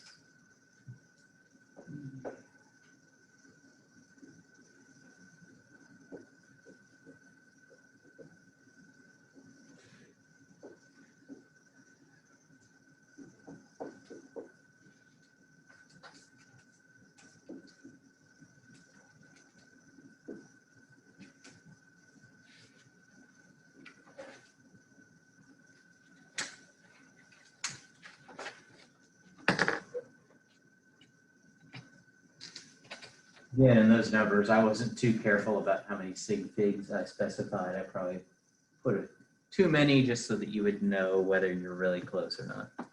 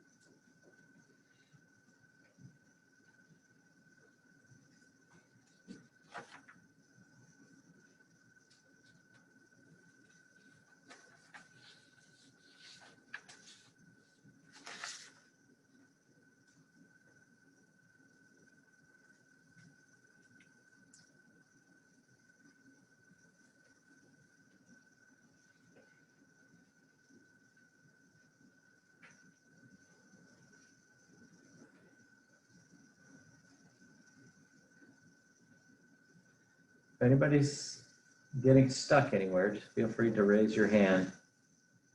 Normally, this is what you'd rely on your group mates for.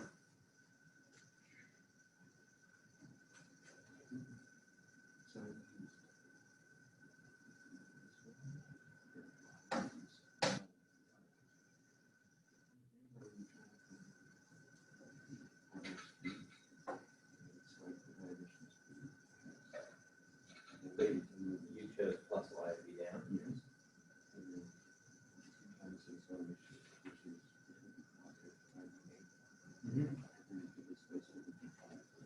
Yes. And you're not getting the number that agrees with me, and you did take a square root at the end? Yes, square root of 80. Let me just see if I did it exactly the same way. It sounds reasonable.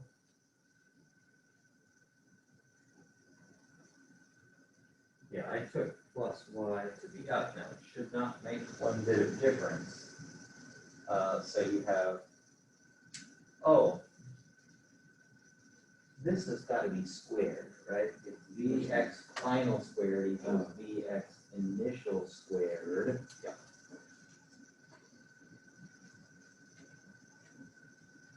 Sometimes problems with the first one because it just doesn't sometimes apply.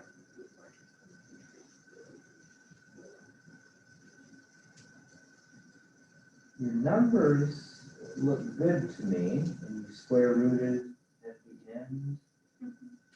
We're getting something not wildly different. So you have an 18 squared and a 2 times minus 9.8 times 5. That's what I'm having there. I computed the right hand side and then took the square root. Yeah. Oh, because you divided by 10 Yeah. at that point. It's something. That's I not. think that would push it. And then what did you do for the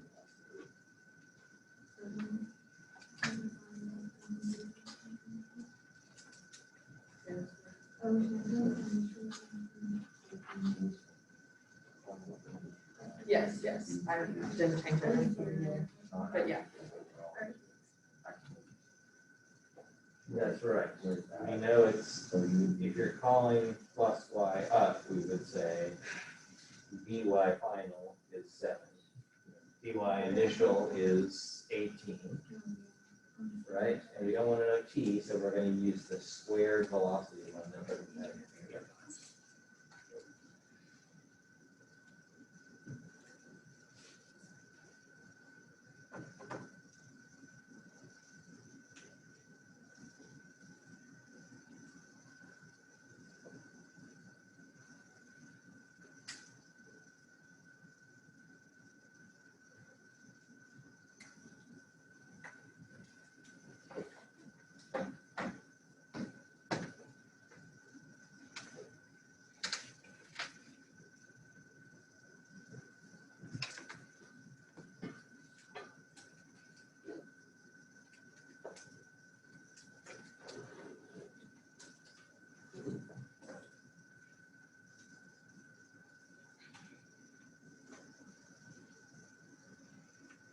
Okay, we'll just take about one more minute and then we'll go through them together. It really helps to do it yourself, even if you get stuck in the middle, and then you will digest an explanation much better.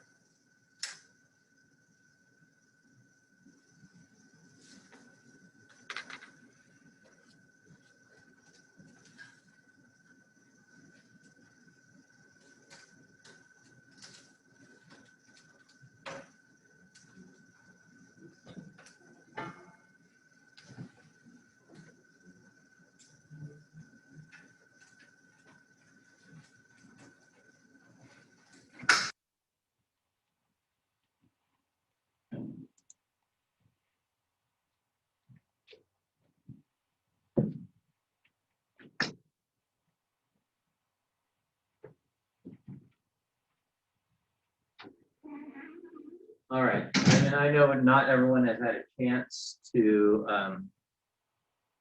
look at this all the way to the end, but let's start doing them one by one. In part A, I believe we're asked for, so it's released here at some position from whatever is shooting it at 18 meters per second. At some point, it's risen by 5 meters. It's still on its way up. And I'm going to call that the final state. And I'll say, at least in this first part, I'm going to say it's got some unknown velocity v final. Yes. Oh, they can't see. Oh, can you not see because of the glare on the screen, or you're not seeing the screen?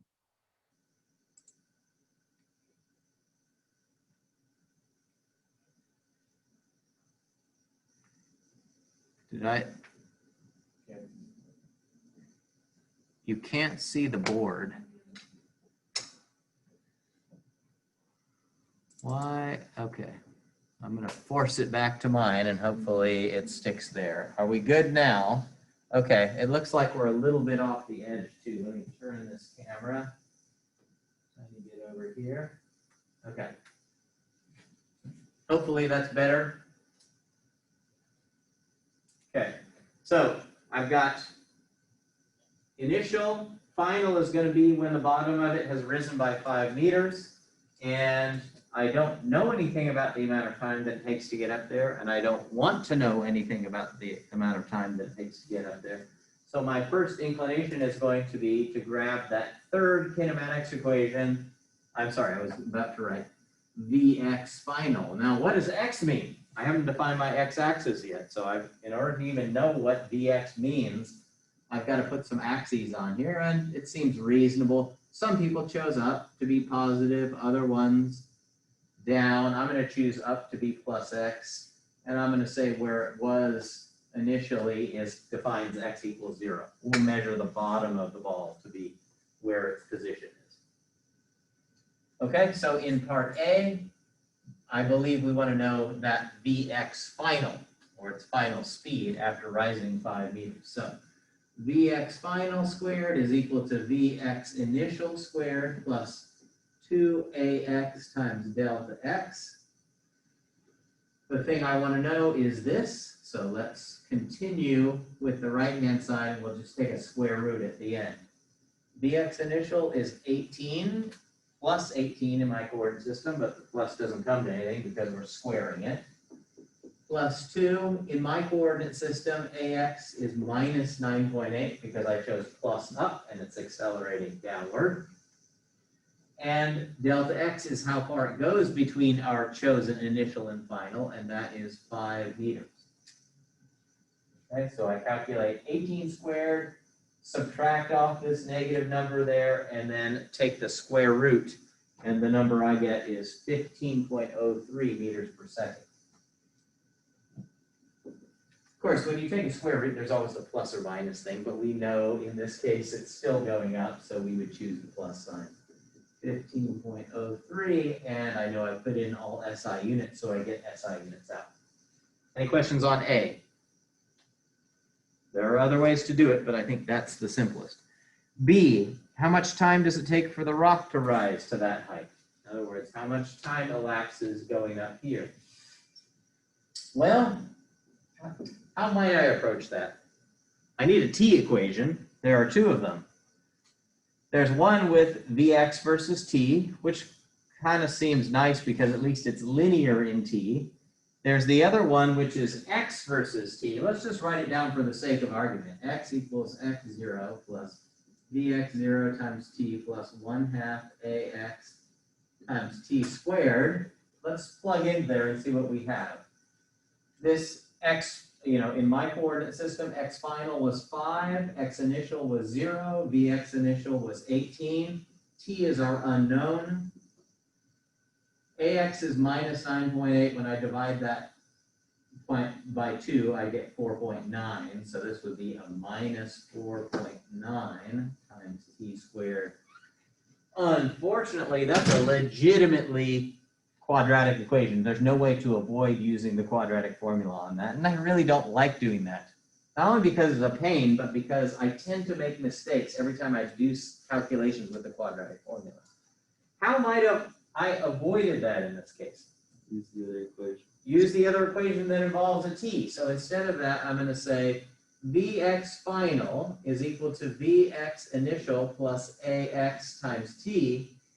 Luckily, I calculated Vx final already, right? It's the same final state in part B. So that was 15.03. Vx initial was 18. Ax in my coordinate system is minus 9.8. Hey, that's an easy equation to solve. I'd much rather do that than using the quadratic formula. So you can always try to see if, given what you've already figured out, it might simplify your life and avoid the quadratic formula. We'll talk about the quadratic formula in the last problem that we'll get to next. C, how far is the rock risen at the time its speed is reduced to 7 meters per second? So maybe here it is going up, it's risen 5 meters, a little bit higher up. It's at some point where it's going up, it's 7 meters per second. And we were asked how high it's risen? Yes. So we would like to know in this case, relative to this position, what is this delta x, or what is x final? Either one of those would get us the answer. Okay? And again, you're getting used to this thinking, right? I don't know t, I don't know how long it took to get up there, and we're not asked how long it took to get up there, so I'm going to try the one equation that doesn't involve any t's in it. Vx final squared is equal to Vx initial squared plus 2ax times delta x. And it's that delta x, how far it's risen since it was released, that I want to find. Vx final is 7, so that's a 7 squared. Vx initial is 18, so that's an 18 squared. I've got to remember the minus sign for that ax. And then you've got a tiny bit of arithmetic to do there, but it's not too bad. And you get delta x is 14.03 meters.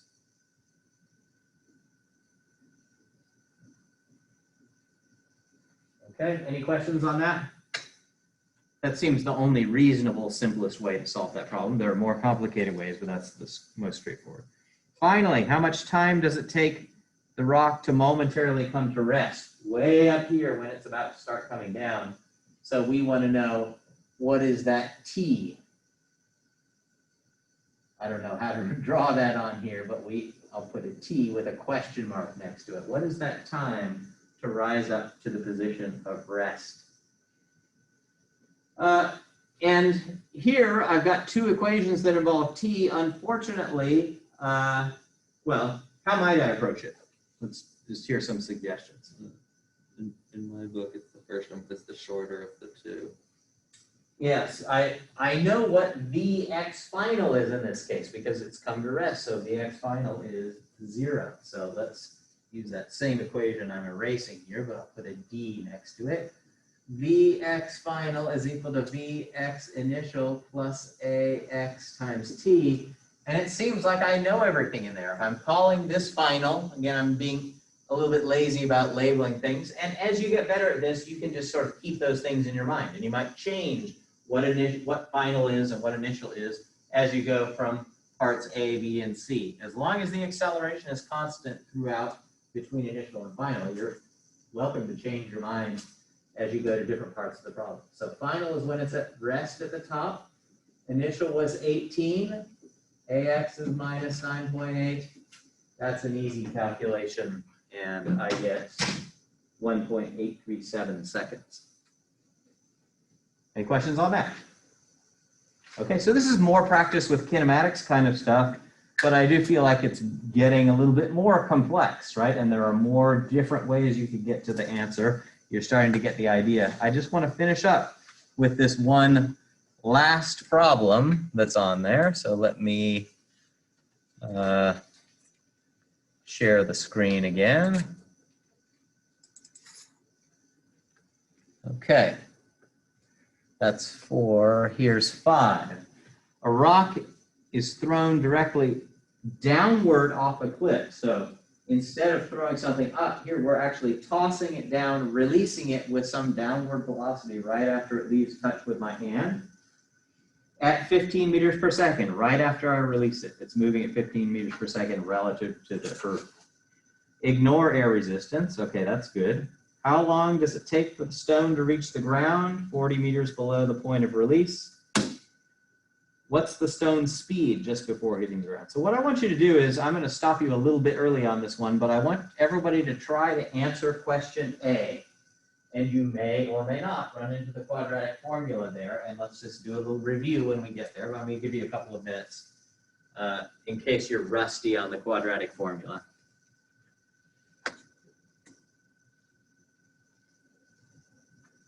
And then we'll find out at the end that we can always avoid it if we have our eyes open.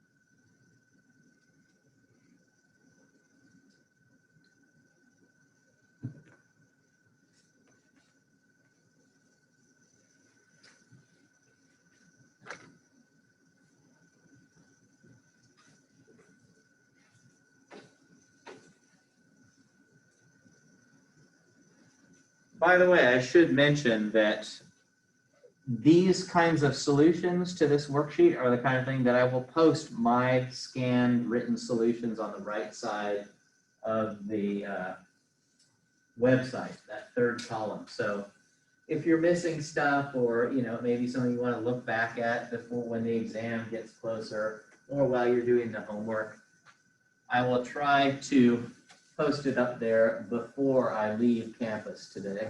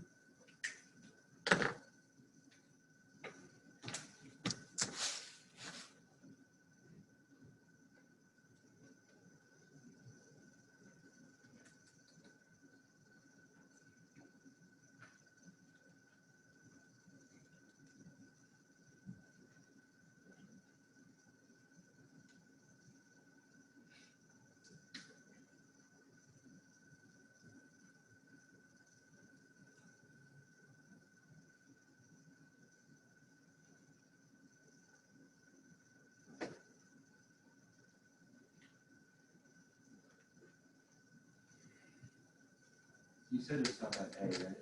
Yes. I'm imagining most people will be running into a quadratic equation for which you legitimately need the quadratic formula. So maybe it's a good time, since several people are staring at me, that it's a good time to do it together. Okay, so here again, you're throwing a rock downward with an initial speed of 15 meters per second, and we want to know how much time it takes to get between the initial state and what I'm going to call the final state.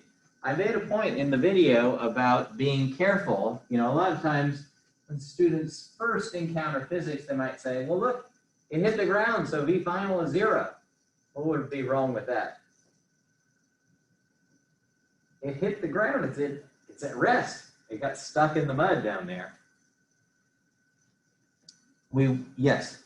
Wouldn't that mean that the acceleration is constant? Right. So the acceleration being constant is crucially dependent on gravity being the only important force. Again, we'll talk more about forces later on, but when something slams into the ground, I think your intuitive notion of the force would be that the ground is exerting a large upward force on it to stop it, right? So it's not in free fall for that very short period of time where it's coming to rest.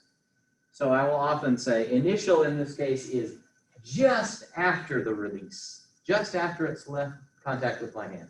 And final is just before it hit the ground.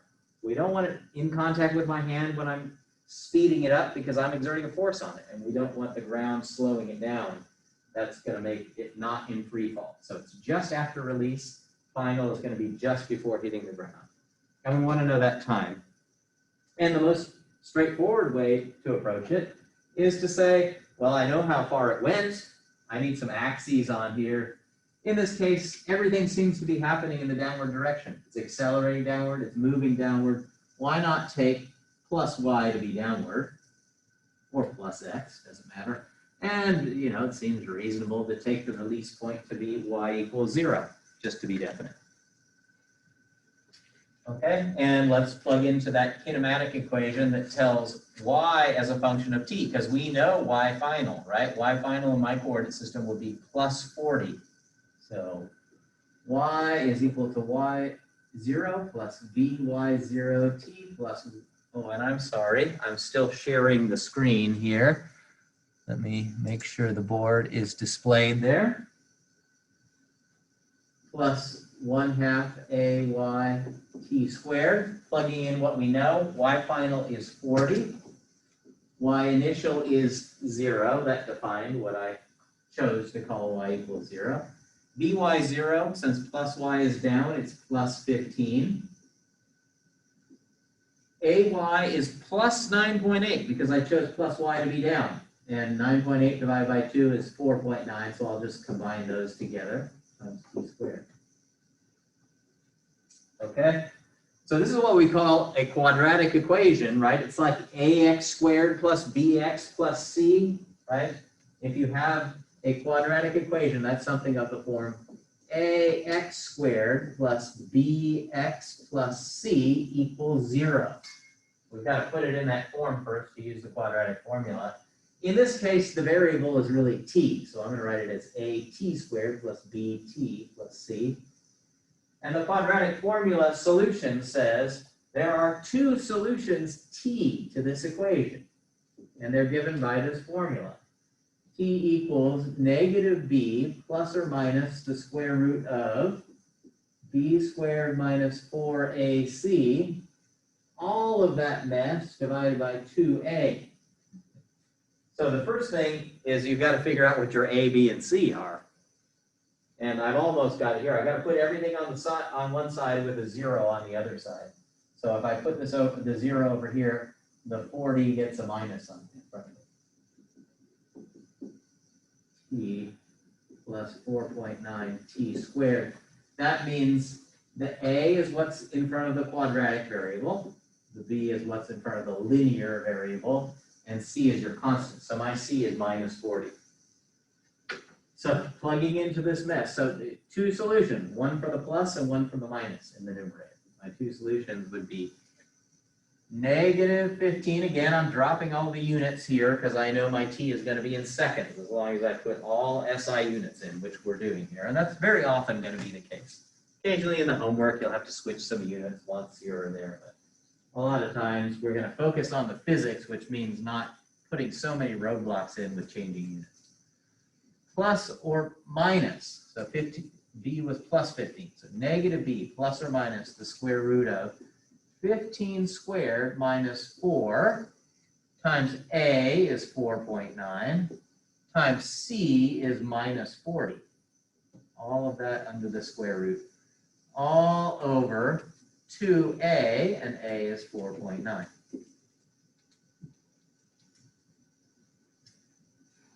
All right, and in this case, you're going to get 2 times. One of the times is actually going to be a negative time because the quadratic formula or this equation, when I write down this equation, it doesn't know anything about what I'm assuming initial and final are. And, you know, if I went far enough back in time, this ball that was released like this, you might have said it came there from being thrown up from the ground to a very high point and then coming and passing by this point at 15 meters per second, and then it came back down to the ground. And so one of the times that you're getting is when it would have been down at the ground very first in that process. That's not the time we want. That's the earlier time, be a negative time. The later time is the one that we're thinking of, which is the, you know, not passing the ground on the way up. That never happens. But, you know, the quadratic equation doesn't know anything about that not happening. On the way down, that's the later time. So we want the larger of these 2 times. Well, this square root itself is always going to be positive. Square roots are always positive by themselves. You change the sign by putting a sign on front of it. And the denominator is positive. So this thing right here is positive, right? So I'm going to have a minus 15 over 2 times 4.9 plus or minus this thing, and this thing is positive. If I want the larger of those 2, I'm going to choose the plus sign to actually add on a positive number. And you can do that. It's kind of a mess, but you can plug in, and I get t equals 1.711 seconds. I didn't calculate the negative t, but the positive t. What did I say? 711? 1.711 seconds. Now I will say, just in doing this in your calculator, there's a good chance you're going to make a calculator error. So that's fine. You know, on a physics exam, if you went somewhere where you needed to use the quadratic formula, you did it in your calculator and you got it wrong. This is just, you know, turning this into this is going to be the last point of many points with partial credit on that problem. I'm mostly concerned that you're approaching the problem right and that you're heading towards the answer. If you make a flub in your calculator, that's going to be the difference between on that problem an A and an A minus, if that's the only problem. It's not really going to hurt you much. But it's nice to avoid the quadratic formula when we can. We'll talk about that in just a second. Any questions on that? We'll see how you can avoid it in just a second. But first, let's answer question B. So that was A. B asks us a different question, which is, what is its speed right before it hits the ground? And in that case, I'm going to take the same initial and final that we did before. What we want is Vy final, right? Since we know it's going to be positive, we can just say that's the speed. There's no minus sign to throw away. Vy final, well, let's see, I have 2 choices for how to find that. I have the V versus T equation, Vy equals Vy0 plus Ay times T, or I have the one with the V squareds and the delta Ys. If I already know this time, I might choose the simpler one. Well, let's just imagine we hadn't done part A. We could use that, what I would call the third equation in the way I wrote them down, which looks like this, and I'm going to proceed that way. And then we wouldn't even have to have done part A. Vy final squared, well, we want Vy, so we're going to take a square root at the end, is Vy initial squared plus 2Ay delta Y. This is what we want, so I'm going to leave that variable in there. Vy initial was 15, so we get a 15 squared there. Ay in this case, because my axes is positive. And delta Y is how far it moved in between initial and final. Isn't that plus 40 here in my coordinate system? Comes in with a plus sign because it's moving the plus Y direction for my chosen Y axis. If you chose plus Y up, that's fine. The numbers would change in between, but you should get the same exact answers. I get Vy is 31.76 meters per second after you take the square root.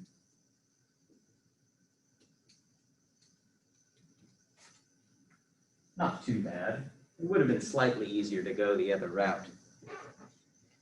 But the reason I'm going this route is because I'm not relying on anything I figured out from A, right? I'm not using the T that we found up above. And so here, if I would have done this one first, why would that have made my life much less painful in answering A? Because now, yeah, then I could have just used the V versus T equation. Now that I know Vy final, I could have said same initial, same final. In order to answer question A, Vy final is equal to Vy initial plus Ay times T. I now know my Vy final is, oops, wrong way, 31.76. Vy initial was 15. Ay is plus 9.8. And I could just solve for that T. That T means how much time elapsed between initial and final.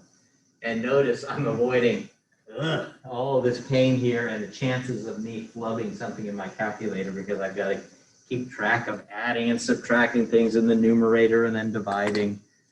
All that stuff is just a little bit dangerous if you're trying to get a numerically correct answer. So when you find out, I guess the overall picture is if you want to avoid the quadratic formula, right? Maybe you try to solve something, you write down this equation and you say, oh, I get the quadratic formula. How could I avoid it? It's usually in the x or y versus t one. That's the quadratic one with the squares on the variable, and you're trying to solve for t. What you always do if you want to avoid it is first solve for the v final, and then substitute that into the v versus t1, which is a linear equation, and solve for t. And I think even though that's a two-step problem, you're less likely to make a mistake in the process of doing that as opposed to the one-step problem where you got to use the quadratic formula. You know, many of us have calculators. If you know how to just plug this into your calculator and either get a graphical solution or numerical solution out of your calculator, that's fine with me. This is not a course on solving quadratic equations. It's about focusing on the physics. I think that's most of what I wanted to do today, and we're just about at the end of the time. The only other thing I believe that I have in here were some reading response questions, and we may have already addressed them, but these are just ones from the second section. Let's just quickly look at them and then we'll leave. Would it be safe to assume that V0, initial velocity at time t equals 0, is always 0? Most problems I see in the book state V0 is equal to 0. What does the class here say about that? No, I mean, we've seen several examples. Here's one right here, where my definition of t equals 0, it had a non-zero velocity. So I would say absolutely not. Maybe it was just the selection of problems that were in the examples in the book. Is it possible for an object to have two different accelerations? Say that a bow and arrow is shot. Wouldn't the arrow have an acceleration acting horizontally and gravity acting vertically? Well, yes. Except that that arrow is going to start to fall as it goes through the air. Now, if it's going really fast, it doesn't fall very far before it hits its target.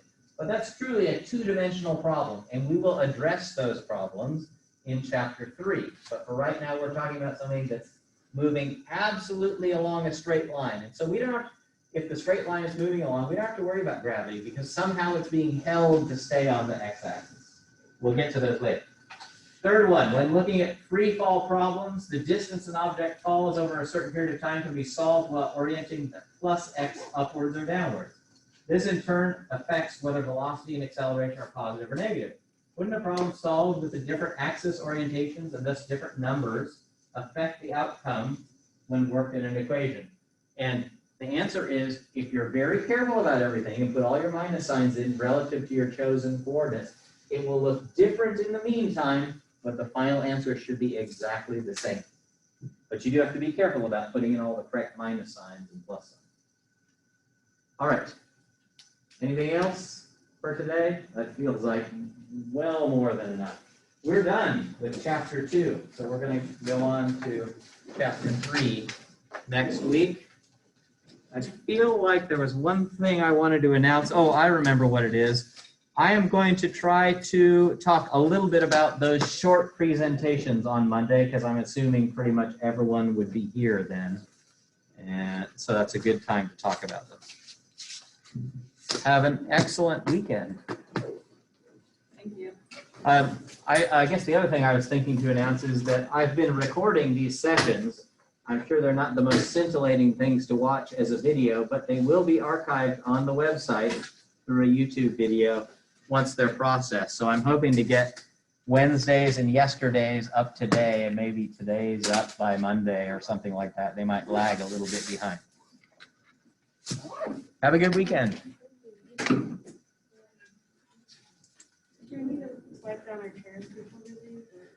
You don't need, the policy was supposed to be that since we don't know what happened before you got here, we're going to clean them when we get here. And in this case, I happened to see the custodian wiping everything down when I came in the room early to work on the audio. So I knew that it was all still glistening wet when I left, or when I came in.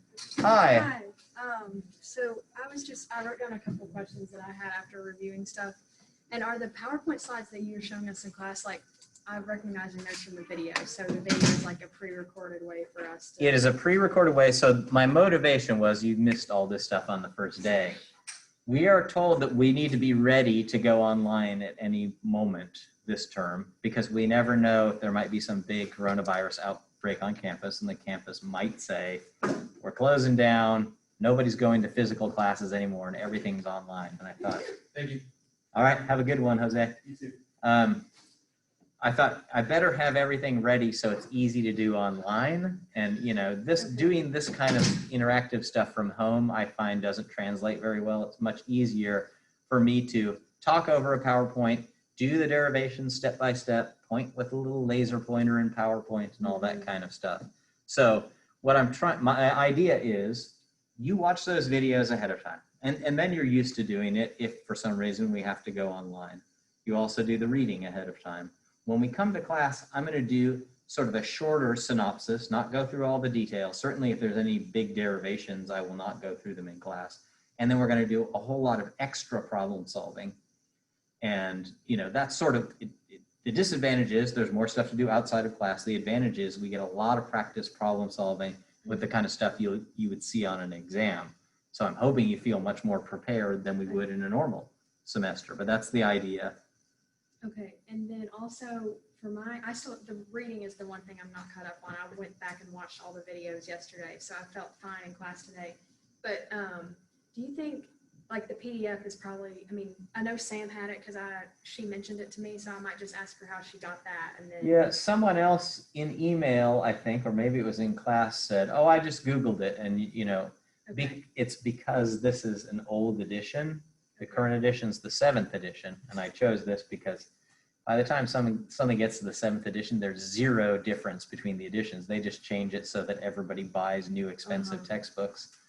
So I think people aren't really monitoring whether the 6th edition PDF is out there on some site illegally, even though it's copyrighted. Okay. So if you search on the web, you might be able to find one even by yourself, but you could email Sam or text Sam. I wasn't sure if I need to like backtrack and go ahead and put reading questions on the ones that I missed or just do it for Monday. Well, so the ones, let's see, you've missed 2 of them now.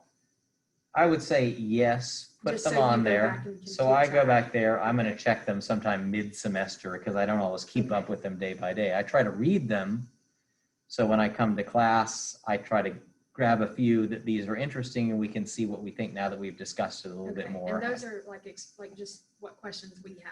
Or a Yeah, response so to at the reading. top of the page where you post it, there's a big preamble explaining what you Okay. can do. Questions about something that confused you is fine. If it made you think of the author said something and said, oh, is that related to this? Or, wow, I'd really like to know more about this other thing. That's legit too. Okay. Or you can respond to other people's questions. You'll see under other people's, there's a reply button, and that counts as a contribution too. Okay, so And we so just the have id- to post or reply to somebody Yes. else. And so I said, well, let's let it go for a week and then I'll sort of assess. And if some people are being too brief, you know, it should be nothing like, Oh, I found section 2.2 really confusing. That's like Okay. zero information to me. Okay. So I want you to say in physics terms, Okay. you know, Well, I thought I understand this, but how does that match up with this other situation where we're dropping this ball off the cliff? Isn't it contradictory that, yeah, you know, that Okay. kind of stuff? And then, so Quest is our graded homework. That's The right. worksheets are just for our practice, like we keep Worksheets are them, practice. you You post keep them. I will post solutions. Okay. solutions. So you should be able to see the solutions. If I get it up today, you'll be able to look at it this weekend. Okay, I think that's all my questions, because you're gonna talk about the presentation Monday, Right. because it's not on Monday, you're talking about it No, I'm talking about it then. They will be peppered throughout the semester. They are a 5-minute presentation that everybody's going to do. And I think since our time is limited, even though we're sort of a small class compared to normal physics 110, I'm going to allow people to do it in pairs if they want, just because we don't have that many days to work with. then. And I know that seems a little bit ridiculous to do a 5-minute presentation with 2 people doing it.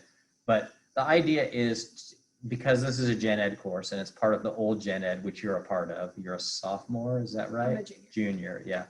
Where we're supposed to, in all these gen ed classes, you're supposed to make connections with personal concerns, societal things, ethical questions. And so it's supposed to be a connection between, well, I sort of hope physics, but even more generally science, and something that's of special interest to you.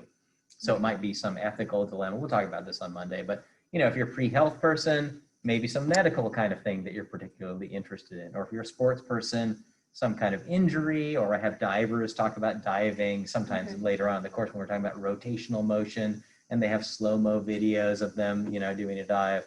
That's Okay. all pretty interesting. You can't go into very much depth in 5 minutes. The idea is you really just got to give people 1 or 2 takeaway things that they learn from the presentation.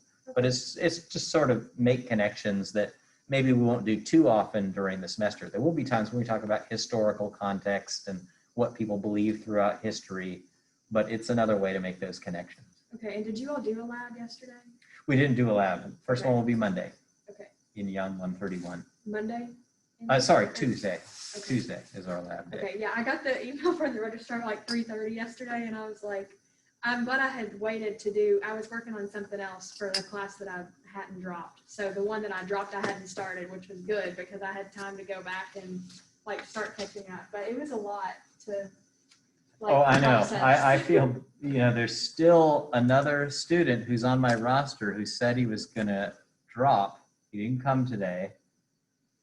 And I'm afraid that somebody's going to get added in at the end of the day by, and they've already missed 3 super long classes, which is a lot of stuff. Right. And so you're sort of in a position where you can make it up this weekend. But if Right. you don't talk to me until Monday, ay caramba, you know? Yeah. Woo. But thank you. I'll see you Monday. All right. Have a good weekend.